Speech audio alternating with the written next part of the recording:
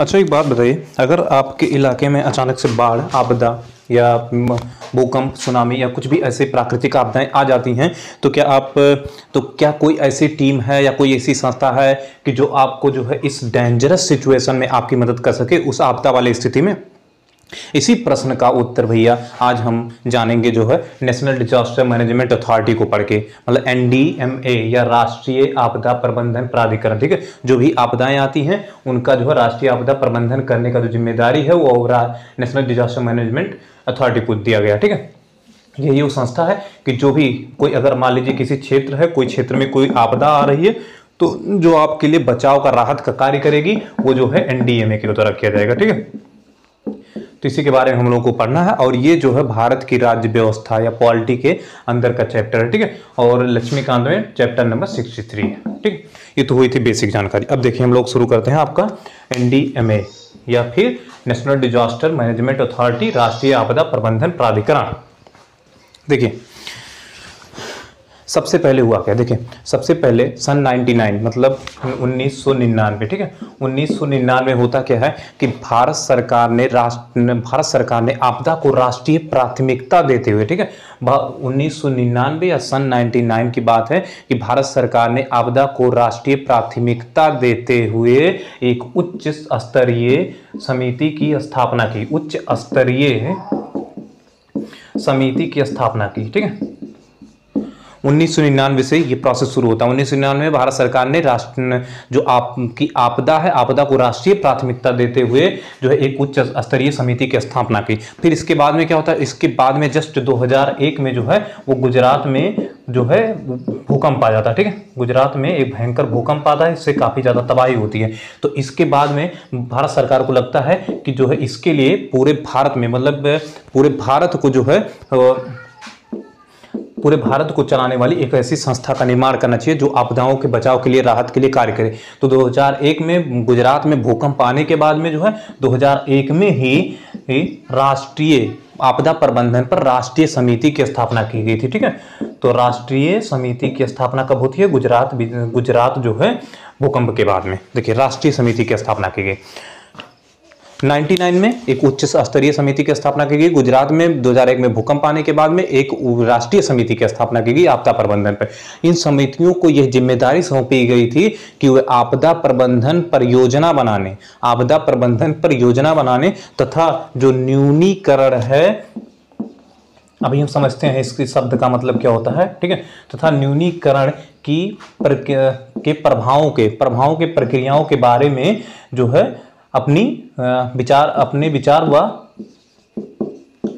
विचार व अनुशंसा को रखें। ठीक है, देखिए होता क्या है कि इन संस्थाओं को जो जिम्मेदारी देगी, उन न्यूनीकरण मतलब क्या होता है कि कोई भी अगर आपदा आती है किसी क्षेत्र में तो कम से कम हानि हो, कम से कम क्षति पहुंचे, उसी को कहा जाता है न्यूनीकरण। ठीक है, तो इन समितियों को जो जिम्मेदारी सौंपी गई थी वो यह जिम्मेदारी सौंपी गई थी कि आप, एक तो हो गया कि मतलब आपदा प्रबंधन परियोजना बनाने, और दूसरा हो गया कि न्यूनीकरण को उद्देश्य में रखते हुए कि मतलब किसी कम से कम क्षति हो उसके उद्देश्य में रखते हुए उसके उपायों को जो है लोगों के सामने रखे, लोगों को जागरूक करे। ठीक है भैया, तो हमने इतना समझा। लेकिन फिर क्या होता है, जस्ट इसके बाद में 2004 में, ठीक है, 2004 में जो हिंद महासागर में एक भयंकर जो है सुनामी आती है। ठीक है, तो 2004 में जो भारत का, देखिए तमिलनाडु वाला इलाका ये है। ठीक है, तमिलनाडु, आंध्र प्रदेश, ठीक है, यहाँ पे केरल, कर्नाटक, ठीक है, और ये जो इसके नीचे जस्ट है वो हिंद महासागर है। तो यहाँ हिंद महासागर में एक सुनामी आती है और उस सुनामी ने क्या किया कि यहाँ के भारत के तटीय वाले क्षेत्रों, राज्यों को जो है काफ़ी क्षति पहुँचाई। तो इस सुनामी ने, हिंद महासागर में आए सुनामी ने भारत सरकार को यह अवगत कराया कि केवल आपदा प्रबंधन पर राष्ट्रीय समिति या उच्च स्तरीय समिति बनाना पर्याप्त नहीं है। इससे भारत सरकार अवगत हुआ और फिर क्या करता है कि इसने जो है आपके आपदा प्रबंधन अधिनियम, ठीक है, आपदा प्रबंधन अधिनियम 2005 में पारित कर दिया। तो ये आपसे पूछा जा सकता है कि आपदा प्रबंधन अधिनियम कब पारित किया गया, 2005 में पारित किया गया। और इस अधिनियम के तहत, आपदा प्रबंधन अधिनियम के तहत जो है 2006 में आपके एनडीएमए यानी नेशनल डिजास्टर मैनेजमेंट अथॉरिटी की स्थापना की गई। ठीक ठीक है। तो हम लोगों ने क्या समझा, हम लोगों ने समझा 1999 में एक उच्च स्तरीय समिति की स्थापना की गई आपदा प्रबंधन पर। फिर वहीं जो 2001 में जब गुजरात में भूकंप आता है उसके बाद में राष्ट्रीय समिति की स्थापना की जाती है और इन समितियों को यह कार्य, यह जिम्मेदारी सौंपी गई थी कि आप जो है आपदा प्रबंधन पर योजना बनाएं और जो न्यूनीकरण यानी कम से कम क्षति होती है उसको उद्देश्य में रखते हुए लोगों को जागरूक करें। फिर उसके बाद में क्या होता है, 2004 में आपके हिंद महासागर वाले इलाके में एक सुनामी आती है। सुनामी जो है तटीय वाले इलाकों को काफी ज्यादा प्रभावित कर दी है। तो इस सुनामी के बाद में जस्ट भारत सरकार ने आपदा प्रबंधन अधिनियम को पारित किया और इसके तहत जो है 2006 में आपके NDMA यानी नेशनल डिजास्टर मैनेजमेंट अथॉरिटी की स्थापना की गई पूर्ण रूप से भैया, ठीक है। अच्छा, फिर हम लोगों को पढ़ना क्या है, हम लोगों को इसमें पढ़ना है कि NDMA की संरचना क्या होती है, ठीक है। नेशनल डिजास्टर मैनेजमेंट अथॉरिटी की संरचना क्या होती है। देखिए इसमें होता क्या है, देखिए इसमें एक अध्यक्ष होता है, ठीक है। NDMA में एक अध्यक्ष होता है और अधिकतम इसमें 9 सदस्य हो सकते हैं। अध्यक्ष के बाद में जो अधिकतम कितने सदस्य हो सकते हैं, 9 सदस्य हो सकते हैं, अधिकतम 9 सदस्य हो सकते हैं। अच्छा, अध्यक्ष क्या करता है, अध्यक्ष को ही अधिकार है कि ये जो सदस्य हैं उनको नामित करे। तो सदस्यों को नामित करने का अधिकार अध्यक्ष के पास होता है। अध्यक्ष इन्हीं अधिकतम जो 9 सदस्य हैं इन्हीं में से एक को क्या करता है, उपाध्यक्ष चुन लेता है, उपाध्यक्ष चुन लेता है। और बाकी जो ये पूरा ये जो टीम है इसका जो पदेन अध्यक्ष होता है वो आपका NDMA का जो पदेन अध्यक्ष होता है वो आपके जो है PM होते हैं, ठीक है। पदेन अध्यक्ष कौन होता है, वो PM होता है, ठीक है। तो भैया प्रधानमंत्री होता है पदेन अध्यक्ष, अध्यक्ष होता है, अधिकतम 9 सदस्य होते हैं और उन सदस्यों को जो है नामित करने का अधिकार आपके अध्यक्ष के पास होता है। अध्यक्ष इन्हीं में से जो है एक को उपाध्यक्ष चुन लेते हैं। अच्छा, जो उपाध्यक्ष होता है NDMA national disaster management authority का जो NDMA का उपाध्यक्ष होता है वो आपके कैबिनेट मंत्री के बराबर होता है, ठीक है। तो इसकी जो पावर होती है वो किसके बराबर होती है, वो पावर जो है एक कैबिनेट मंत्री के बराबर होती है, कैबिनेट मंत्री के बराबर होती है। और वही जो सदस्य होते हैं इनकी जो पावर होती है वो राज्य मंत्री के बराबर होती है, ठीक है। तो हम लोगों ने NDMA की संरचना समझ रहे थे कि कैसे बना है, कंस्ट्रक्शन कैसे हुआ NDMA का। तो उसमें एक अध्यक्ष होता है, पदेन अध्यक्ष इसके प्राइम मिनिस्टर यानी प्रधानमंत्री होते हैं, अधिकतम 9 सदस्य हो सकते हैं। इन्हीं सदस्यों को नामित करने का अधिकार अध्यक्ष के पास होता है। इन्हीं सदस्यों में से एक को अध्यक्ष जो उपाध्यक्ष चुन लेता है। उपाध्यक्ष का जो पावर होता है वो एक कैबिनेट मंत्री के बराबर होता है लगभग, और अधिकतम 9 सदस्य जो होते हैं इनके जो पावर होती है वो राज्य मंत्री के बराबर होता है भैया। बस अब देखिए हम लोगों को पढ़ना है कि अब आगे पढ़ना है। हम लोगों ने पढ़ा कि कैसे स्थापना हुई और इसका जो है संरचना कैसे है, NDMA का में कौन कौन शामिल है। अब ना हम लोगों को जो पढ़ना वो है कि NDMA को स्थापना करने के पीछे उद्देश्य क्या था, ठीक है। NDMA के उद्देश्य, ठीक है, लिखिएगा। NDMA के उद्देश्य मतलब नेशनल डिजास्टर मैनेजमेंट अथॉरिटी, राष्ट्रीय आपदा प्रबंधन के उद्देश्य क्या क्या थे, ठीक है। तो इसमें पहला उद्देश्य कहता है, ठीक है, इसका NDMA का जो उद्देश्य है वो है कि शिक्षा मतलब एजुकेशन को बढ़ाकर, ठीक है, एजुकेशन को बढ़ाकर या फिर इनोवेशन यानी नवाचार को बढ़ाकर लोग जागरूक रहेंगे और नवाचार होगा, ठीक है, इनोवेशन होगा, लोग जागरूक रहेंगे। मतलब क्या कह रहा है NDMA, शिक्षा नवाचार को बढ़ाकर जो है आपदा की रोकथाम करना, ठीक है, आपदा की रोकथाम, आपदा की रोकथाम। पहला है कि शिक्षा नवाचार को बढ़ाकर आपदा की रोकथाम करना और आपदा प्रबंधन की तैयारी, आपदा प्रबंधन की बेहतर तैयारी, आपदा प्रबंधन की बेहतर तैयारी तथा सम उत्थानशीलता को बढ़ावा देना, सम उत्थानशीलता,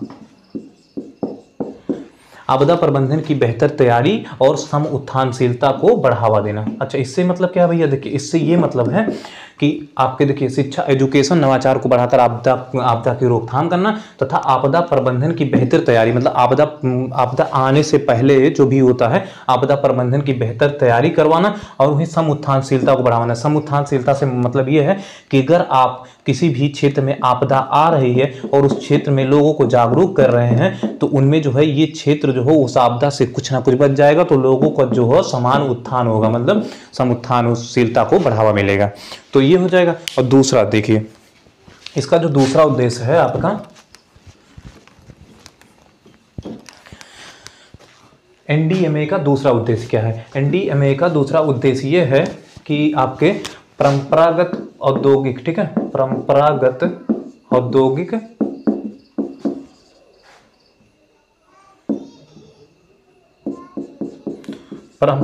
औद्योगिक ज्ञान, ठीक है, तथा पर्यावरणीय धारिता,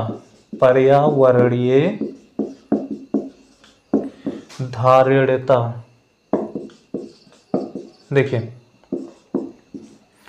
तथा पर्यावरणीय धारिता। देखिए अगर ऐसा हो रहा है कि मतलब जैसे परंपरागत औद्योगिक का विकास होता जा रहा है, ठीक है, तो उसको ध्यान में रखते हुए परंपरागत औद्योगिक ज्ञान तथा पर्यावरणीय धारिता, मतलब हम विकास तो करें लेकिन पर्यावरण को कोई नुकसान ना हो, इसको ध्यान में रखते हुए परंपरागत औद्योगिक ज्ञान तथा पर्यावरणीय धारिता पर आधारित न्यूनीकरण उपायों को जो है न्यूनीकरण, ठीक है, जो कम से कम क्षति हो, न्यूनीकरण उपायों को जो है उपायों को प्रोत्साहित करना, ठीक है। प्रोत्साहित करने का मतलब ये है कि लोगों के ज़्यादा से ज़्यादा लोगों के सामने रखना, लोग जागरूक रहेंगे, उससे वो लोगों को प्रोत्साहित करना, ठीक है, कि परंपरागत औद्योगिक ज्ञान तथा पर्यावरणीय धारिता पर आधारित जो न्यूनीकरण की उपायों हैं उसको जो प्रोत्साहित करना, लोगों के सामने रखना और जागरूक करना, ये उद्देश्य थे। दूसरा उद्देश्य था एनडीएमए का दूसरा उद्देश्य। एनडीएमए का जो तीसरा उद्देश्य है वो कह रहा है कि विकासात्मक नियोजन की प्रक्रिया में, इससे मतलब क्या है भैया, देखिए विकासात्मक नियोजन की प्रक्रिया से मतलब यह है कि मान लीजिए कोई क्षेत्र है यहाँ पे, ठीक है, और वो क्षेत्र क्या है भैया, वो भूकंप आता जाता रहता है, ठीक है। मान लीजिए कि 2 दिन में 1 दिन में एक बार मान लीजिए भूकंप आ गया, ठीक है, तो वहां पे कोई जो है वो अपना घर बना रहा है, ठीक है, तो इसमें विकास, ये तो विकास हो रहा है, ठीक है, विकास हो रहा है क्योंकि घर बन रहा है। और इसमें हम लोग क्या करना है कि आपदा प्रबंधन को जोड़ना है, आपदा प्रबंधन को हम लोग को जोड़ना है। अब कैसे जोड़ेंगे, देखिए अगर कोई घर बन रहा है वहां पे मान लीजिए कोई ऐसा क्षेत्र है जहां पे भूकंप या कुछ भी आ सकता है, तो हम लोग क्या करेंगे, उस घर को जो है भूकंप रोधी बनवा देंगे, ठीक है, भूकंप रोधी बनवा देंगे। तो इसी का मतलब है एनडीएमए का उद्देश्य है कि लोगों को ऐसे जागरूक किया जाए कि अगर विकास करें तो उसमें जो है ये ध्यान में रखते हुए करें कि जो है आपदा प्रबंधन को ध्यान में रखते हुए करें। तो ये लिख सकते हैं हम लोग तीसरा हम लोग को लिखना है कि विकासात्मक नियोजन की प्रक्रिया में, विकासात्मक नियोजन की प्रक्रिया की मुख्य धारा में आपदा प्रबंधन को जोड़ना, ये एनडीएमए का तीसरा उद्देश्य था। अच्छा, एनडीएमए का तीसरा उद्देश्य आपका ये हो जाएगा। और देखिए चौथा उद्देश्य ये है कि अगर आपदा कहीं आ रही है, ठीक है, तो आपदा जोखिम की पहचान करना, आपदा जोखिम की पहचान करना, आपदा जोखिम की पहचान करना, अनुमान लगाना, ठीक है, अनुमान लगाना, आपदा जोखिम की पहचान, अनुमान तथा अनुश्रवण की प्रक्रिया, ठीक है, अनुश्रवण की कार्यकुशलता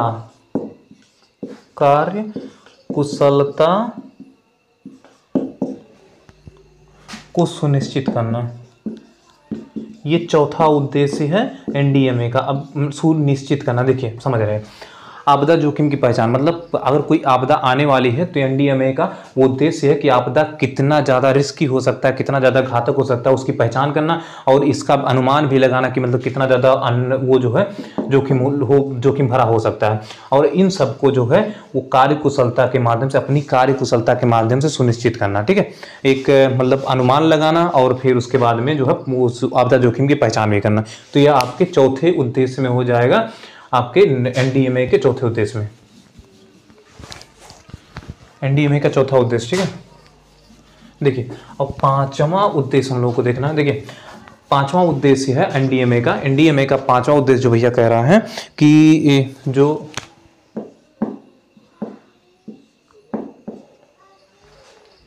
अच्छा चौथा हम लोगों ने पढ़ लिया। और देखिए पांचवा ये है कि समकालीन, ठीक है, समकालीन मतलब अभी जो टाइम चल रहा हो समकालीन, भविष्य का अनुमान लगाना, ठीक है, समकालीन में ही जो भी टाइम है, जो भी टाइम चल रहा हो उसमें भविष्य का अनुमान लगाना कि भविष्य कैसा है, ठीक है, समकालीन भविष्य का अनुमान लगाना, ठीक है, तथा शीघ्र सचेत करने वाली तथा शीघ्र सचेत करने वाली प्रणाली विकसित करना। क्या करें? समकालीन भविष्य का अनुमान लगाना एनडीएमए का उद्देश्य है, और शीघ्र सचेत करने वाली प्रणाली विकसित करना, मतलब अगर कोई आपदा आने वाली है तो उसके लिए शीघ्र सचेत किया जाए, शीघ्र सचेत करने वाली प्रणाली का विकसित करना, ताकि जो है हम लोग जो है आपदा से कम क्षति हो हम लोगों की। ठीक है, तो ये भी एनडीएमए का जो है वो 5वां था कि समकालीन भविष्य का अनुमान लगाना तथा शीघ्र सचेत करने वाली प्रणाली को विकसित करना। अच्छा, इसमें छठा उद्देश्य ये भी है कि मान लीजिए कोई अगर आपदा कहीं पे आ भी गई, ठीक है, कोई आपदा आ भी गई और वहाँ पे जो ऐसे लोग हैं जो आप मान लीजिए दिन भर जो है वो लोग कार्य करते हैं और रात में तब वो जो है उनको खाना मिलता है या फिर खाना प्राप्त होता है। ठीक है, मतलब दिन भर कार्य करने से खाना प्राप्त होता है, मतलब उनके पास बचत कुछ और नहीं होता। तो इनमें ये भी कहा गया है, उनको आरक्षित लोग कहा गया है, आरक्षित वर्ग के लोगों को। तो इसमें ये भी कहा गया है कि आरक्षित वर्गों के प्रति सजग, ठीक है, मतलब कि अगर आ चुका है ऐसे लोग हैं तो आरक्षित वर्गों के प्रति सजग, ठीक है, प्रति सजग, आरक्षित वर्गों के जरूरतों के प्रति, मतलब उनकी क्या जरूरतें हैं उनको भी भरपाई करना, ठीक है, जरूरतों के प्रति सजग और प्रति सजग तथा सहानुभूति प्रक्रिया, ठीक है, तथा सहानुभूति प्रक्रिया, उनके प्रति जो है सहानुभूति प्रक्रिया होनी चाहिए, प्रतिक्रिया होनी चाहिए, और उनकी सहाय को निश्चित करना, और उनकी सहाय, ठीक है, मतलब उनकी सहाय को सुनिश्चित करना। तो ये भी जो है छठा उद्देश्य था आपके एनडीएमए का कि आरक्षित वर्ग जो इनके पास कुछ नहीं बचता है खाने पीने के बाद, दिन भर कार्य किए और रात में जो है उनको तब खाना मिला, तो उनकी आरक्षित वर्गों के प्रति जरूरतों के प्रति उनके जरूरतों के प्रति सजग रहना, ठीक है, जरूरतों के प्रति सजग रहना तथा सहानुभूति, उनकी प्रति जो है सहानुभूति प्रक्रिया रखना और उनके सहाय को निश्चित करना, मतलब उनकी सहायता को किस प्रकार जो है किया जा सकता है उनको निश्चित करना। तो छठा उद्देश्य हो जाएगा। और फिर जो है मान लीजिए अगर आपदा आ भी गई है कहीं पे, ठीक है, आपदा आ भी गई है तो जो भी नुकसान हुआ है तो वो सब ना देखते हुए पुनर्निर्माण को अवसर के रूप में लेते हुए, सातवां उद्देश्य ये है आपका कि जो आपदा आ गई मान लीजिए, ठीक है, और कुछ भी नुकसान हो गया तो उस सबको भूल जाइए, लेकिन ये सोचिए कि पुनर्निर्माण कैसे हो सकता है। तो इसमें कहा गया है कि पुनर्निर्माण को एक अवसर के रूप में लेते हुए, पुनर्निर्माण को एक अवसर के रूप में लेते हुए जो है लेते हुए जो है जो भी सहाय मंत्रालय, ठीक है, सहाय मंत्रालय या सहाय मंत्र हैं उनको जो है सुनिश्चित करना। मतलब ये कहा गया है इसमें कि अगर कहीं पे आपदा आ गई है तो जो भी नुकसान हुआ उसको भूल जाना, लेकिन पुनर्निर्माण को एक अवसर के रूप में लेना है, पुनर्निर्माण के एक अवसर के रूप में लेना है और एनडीएमए को ऐसा कार्य करना है कि सभी लोगों का वहां पे फिर से समुचित विकास हो सके। ठीक है, तो सहायता मंत्रालय जो भी सहायता मंत्रालय उनको उपलब्ध करवाना सभी लोगों को। ठीक है, ये भी एनडीएमए का उद्देश्य है। देखिए हम लोगों ने क्या पढ़ा, हम लोगों ने स्थापना पढ़ा, हम लोगों ने उसकी संरचना पढ़ी एनडीएमए का, हम लोगों ने ये भी पढ़ा कि एनडीएमए क्यों आया, उसका उद्देश्य क्या है। तो भैया उसका उद्देश्य ये है। अब हम लोग को जो एनडीएमए नेशनल डिजास्टर मैनेजमेंट का कार्य पढ़ना है और ये जो है एनडीएमए इसी के साथ समाप्त होता है। ठीक है, देखिए एनडीएमए के कार्य हम लोग देखते हैं कि एनडीएमए का कार्य क्या क्या है। देखिए एनडीएमए का पहला कार्य, देखिए आपदा की स्थिति में समय पर प्रभावी प्रत्युत्तर देने के लिए जो आपदा प्रबंधन की नीतियों, दिशा निर्देशों और योजनाओं को लागू करने के प्रति एनडीएमए उत्तरदायी है। ठीक है, इसका क्या है, देखिए अगर आपदा आ जाती है तो आपदा की जो स्थिति है, आपदा की स्थिति में समय पर क्या उत्तर दे सकता है, समय पर मतलब कौन उस समय में जाके कार्य कर सकता है, वही है कि समय पर प्रभावी प्रत्युत्तर। ठीक है, प्रभावी प्रत्युत्तर देने के लिए एनडीएमए जो है वो आपदा प्रबंधन की नीतियां कैसे बनाएगी, ठीक है, नीतियां कैसे बनाएगी, योजनाएं कैसे बनाएगी या उसकी जो है योजनाएं कैसे बनाएगी या उसके दिशा निर्देश, ठीक है, क्या होंगे, दिशा निर्देशों को तैयार करने या लागू करने के प्रति कौन जिम्मेदार होगा, वो जो है एनडीएमए जिम्मेदार होगी। तो पहला कार्य हम लोगों ने देख लिया कि आपदा की स्थिति में समय पर प्रभावी प्रत्युत्तर देने के लिए आपदा प्रबंधन की नीतियों योजनाओं को लागू करने के प्रति जो है वो एनडीएमए जिम्मेदार है। ठीक है। अच्छा, फिर हम लोग जो है आपदा प्रबंधन की कार्य पढ़ते हैं। आपदा प्रबंधन की ये है कि आपदा प्रबंधन की नीतियां तैयार करना। ठीक है, देखिए आपदा प्रबंधन की नीतियां तैयार करना। आपदा प्रबंधन की नीतियां कौन तैयार करेगा? तो वो एनडीएमए तैयार करेगी। ठीक है, 2 हो गया, तीसरा लिखते हैं। ठीक है, देखिए तीसरा लिखते हैं। देखिए जितने भी राष्ट्रीय योजनाएं जो आपदा प्रबंधन के लिए चलाई जाएंगी, ठीक है, तो राष्ट्रीय योजनाओं को स्वीकृत करना, राष्ट्रीय योजनाओं को स्वीकृत करना, वो जो है एनडीएमए क्या करेगी? स्वीकृत करेगी उसे।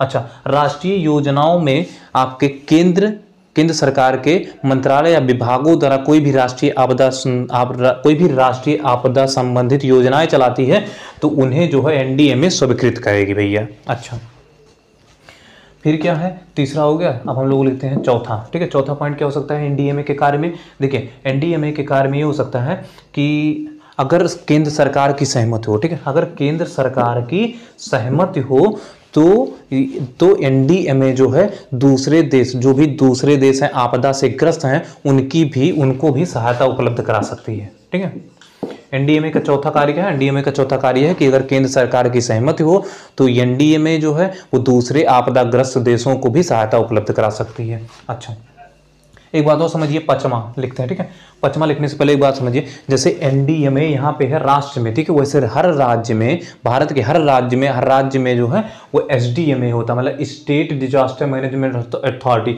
जिसका कार्य जो होता है वो राज्य को आपदा प्रबंधन मुक्ति बचाव कार्य में होता है। ठीक है, तो ये क्या करता है? एनडीएमए एसडीएमए से ऊपर होता है, मतलब स्टेट वाले से ऊपर होता है एनडीएमए। तो एनडीएमए क्या करता है भैया? एनडीएमए जो है वो राज्य आपदा प्रबंधन प्राधिकरण हेतु, राज्य आपदा प्रबंधन प्राधिकरण हेतु, देखिए एनडीएमए जो है राज्य आपदा प्रबंधन प्राधिकरण हेतु पालन किए जाने वाले दिशा निर्देशों को भी तय करती है। एनडीएमए एसडीएमए से बड़ा है क्योंकि राज्य राष्ट्र से बड़ा होता है।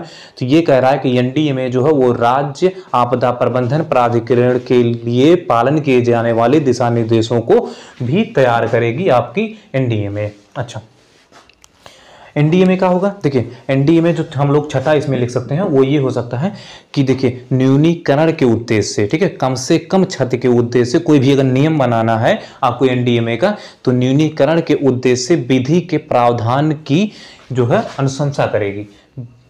क्या लिख सकते हैं इसमें लिख सकते हैं कि न्यूनीकरण के उद्देश्य से अगर कोई विधि बनानी है, विधि के प्रावधान, ठीक है, विधि के प्रावधान की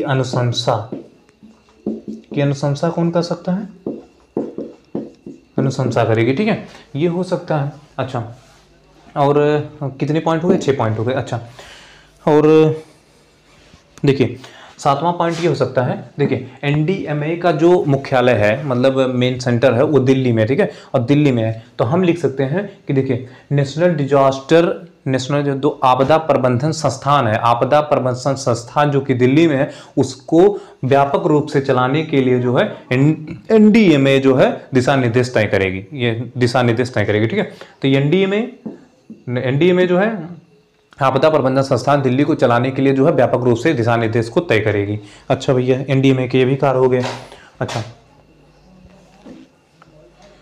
और ये देखिए ये हो सकता है कि जो भी देखिए एनडीएमए जो भी योजनाएं बना रही है, जो भी नीतियां बना रही है, ठीक है, आपदा प्रबंधन पे जो भी योजनाएं या नीतियां बना रही है एनडीएमए, या राष्ट्र कोई भी राष्ट्र, जैसे कोई केंद्र सरकार का कोई भी मंत्रालय, ठीक है, या विभाग कोई भी आपदा प्रबंधन पर कोई योजनाएं बना रही है, तो उसको लागू करने के संबंध में समन्वय स्थापित करेगी, मतलब संबंध स्थापित करेगी योजनाओं और नीतियों के बीच में, जो भी लागू करने के संबंध में जो समन्वय स्थापित करना है, ठीक है, कैसे लागू करना है, वो भी एनडीएमए का ही कार्य होगा। ठीक है, योजनाएं और नीतियों के बीच में जो भी संबंध स्थापित करना है वो भी कार्य किसका होगा? एनडीएमए का होगा। तो ये भी अगला पॉइंट हम लोग उसके कार्य में लिख सकते हैं। अच्छा, अब होता है एनडीएमए के कुछ अतिरिक्त कार्य भी होते हैं, वो हम लोग देखते हैं। देखिए एनडीएमए का जो होता है एक अतिरिक्त कार्य होता है कि अगर कहीं आपदा आ गई, ठीक है, आपदा से प्रभावित हो गए लोग, देखिए आपदा से प्रभावित लोगों को दी जाने वाली न्यूनतम मानक सहायता राशि का भी निर्धारण करती है कि अगर कोई आपदा से ज़्यादा प्रभावित हो गया, उसको जो केंद्र सरकार या राज्य सरकारें जो भी मुआवजा देती हैं, तो उसमें होता क्या है कि कौन उसको न्यूनतम मानक राशि को कौन तय करता है, न्यूनतम मानक राशि को तय करने का कार्य एनडीएमए का होता है। तो ये कहा जा सकता है कि आपदा प्रबंधन, आपदा से ग्रसित या आपदा से ग्रस्त जो लोग होते हैं उनको जो न्यूनतम मानक राशि जो सहायता के रूप में प्राप्त करवाई जाती है, उसका निर्धारण भी एनडीएमए करता है।